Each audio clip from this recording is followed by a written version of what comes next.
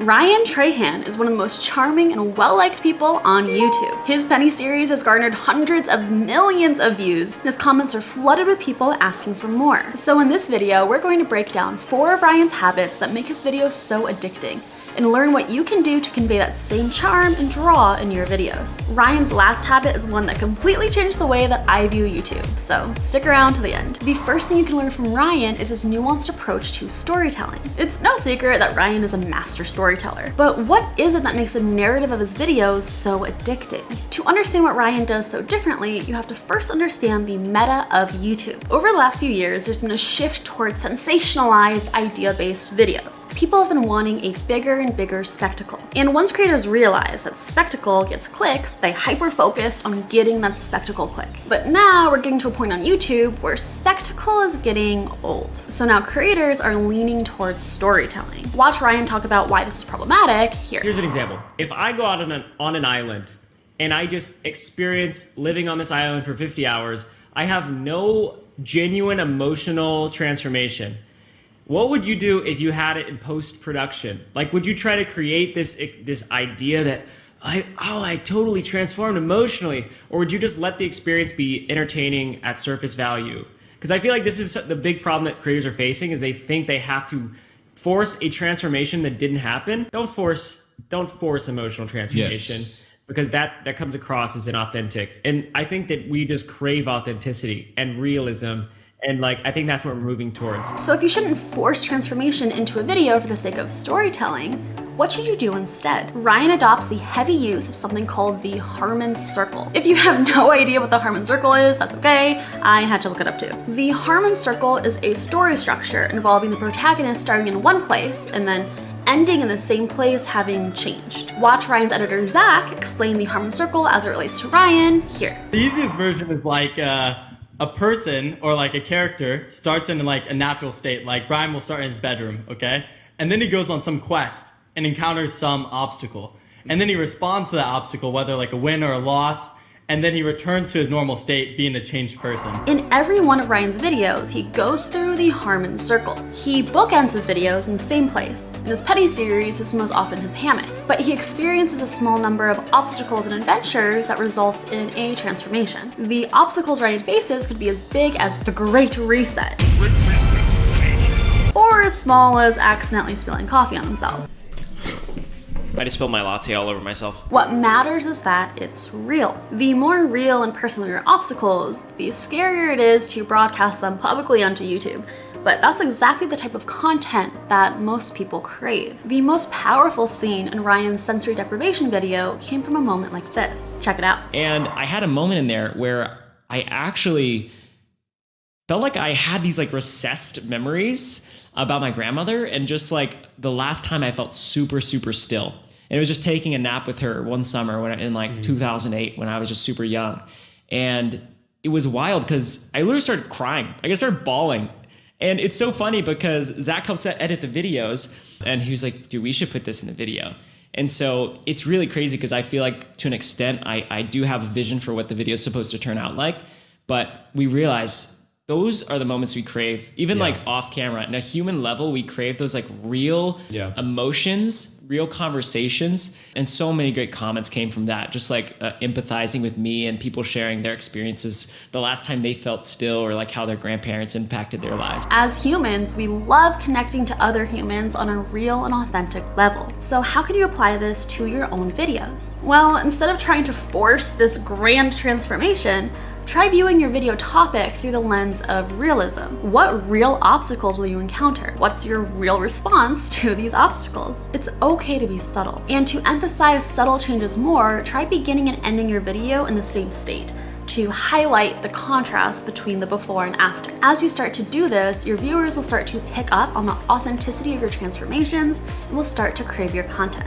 Speaking of authenticity, that brings us to Ryan's next habit for creating craveable content. He always lets his unique personality thrive. Now, I know this sounds very generic, just be yourself advice, but watch Ryan talk about it here. While I do sort of have the parameters of okay, I want this to be broadly appealing so that, a broad community can kind of come on board, I also want to do something that my unique personality can thrive in.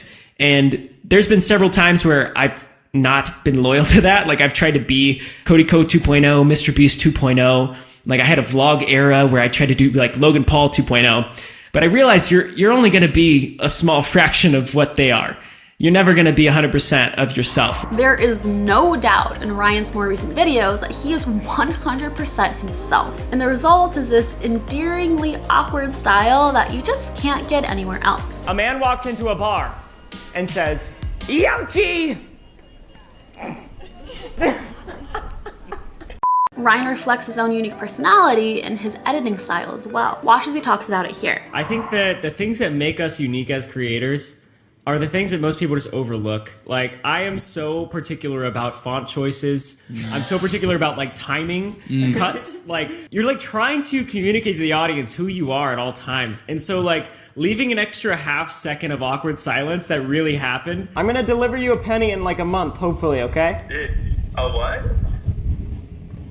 It's worse than I thought. Hang tight, Mr. Beast.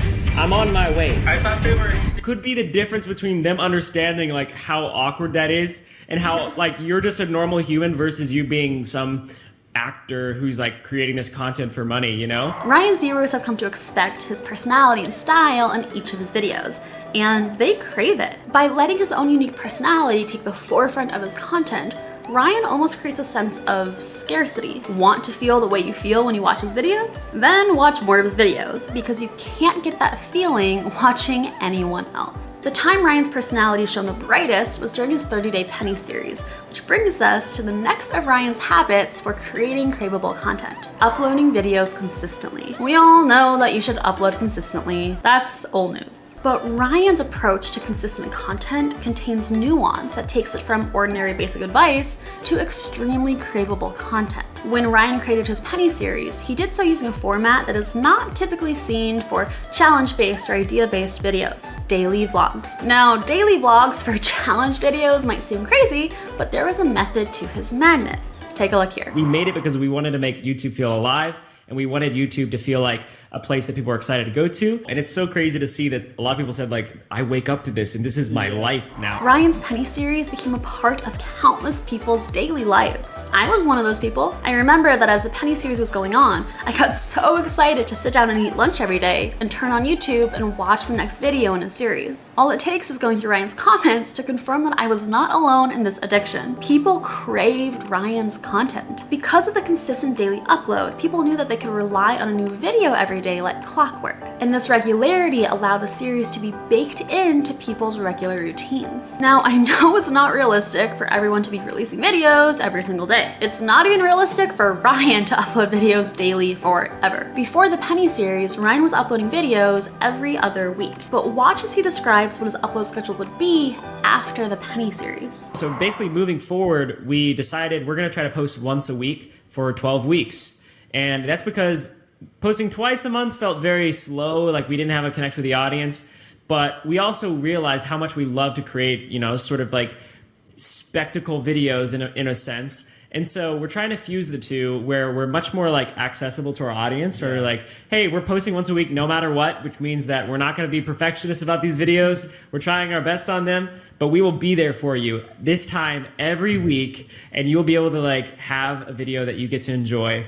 And you can look forward to it. You can trust that we're going to be there. By uploading on a consistent weekly schedule, Ryan makes his videos something to look forward to. The experience of following Ryan on YouTube is kind of similar to that of keeping up with a TV show in real time as it airs. You know exactly what day a new episode is coming out, and you know exactly what vibe to expect from the episode. Because of this regularity, it becomes so much easier for Ryan's videos to become baked into people's routines, resulting in people expecting and looking forward to his videos every week. Ryan's nuanced approach to storytelling, the way he lets his unique personality thrive, and his consistent upload schedule do set him apart, but nothing contributes to the craveability of his content like this next habit. The one thing that truly sets Ryan's videos apart from anyone else on YouTube, and that continues to get viewers craving his content and coming back for more, is this: Ryan treats content redemptively. If you have no idea what that means, you are not alone. I had no idea what it meant either. Who better to explain it than Ryan himself?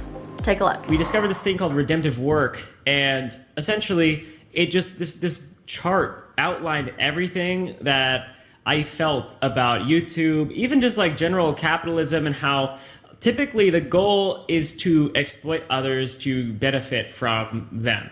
To like, let's just do whatever it takes. Let's just win. Let's win by force. There will be people that lose, but we need to be the victors. We need to make money, and anything that stands in our way is going to die. Yeah.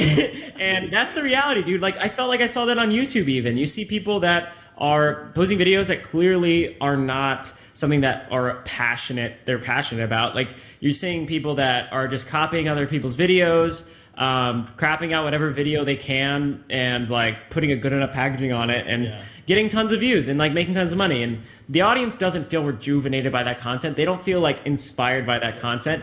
And so what redemptive work is, it basically flips everything on its head. It says, instead of trying to toil for rewards, toil for profit, we're going to create for restoration. Instead of exhausting ourselves to just make an extra buck, we are going to creatively instill in this project as much as we can so that whoever receives it as a gift and is rejuvenated by it. Ryan takes this incredibly novel approach to making YouTube videos. As opposed to sitting down and thinking, what video will get me the most views? Ryan sits down and thinks, what video will be the greatest gift to my viewers? Ryan's approach takes the entire concept of YouTube and flips it on its head. And if you're skeptical about the results of viewing content redemptively, listen to what it's done for Ryan. The outcome has been better. The more that we've gone away from striving, the more success we've seen. Yeah. And the more that we've been able to pour into the videos creatively to give a gift to people, the more views that we're seeing. And I think it's because it is received as a gift.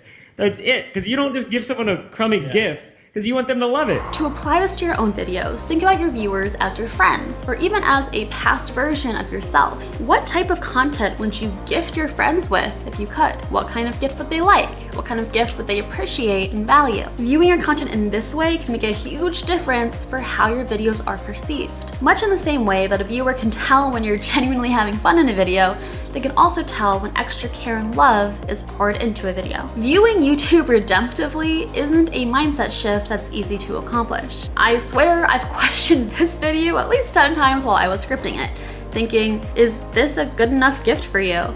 And am I making this video for selfish purposes or for my viewers? For me right now, I think it's a little bit of both. I think that this is a valuable video that I really hope you enjoy, but I'm also in the process of trying to get monetized on YouTube. I need to reach 1,000 subscribers and 4,000 watch hours in order to achieve this, and I am still quite far away. If you're interested in following along my journey to YouTube monetization, I will link an explainer video in the end screen. Otherwise, thank you so much for watching. I truly appreciate it more than you can know, and I will see you in the next video. Creating craveable content, creating craveable content, creating craveable content.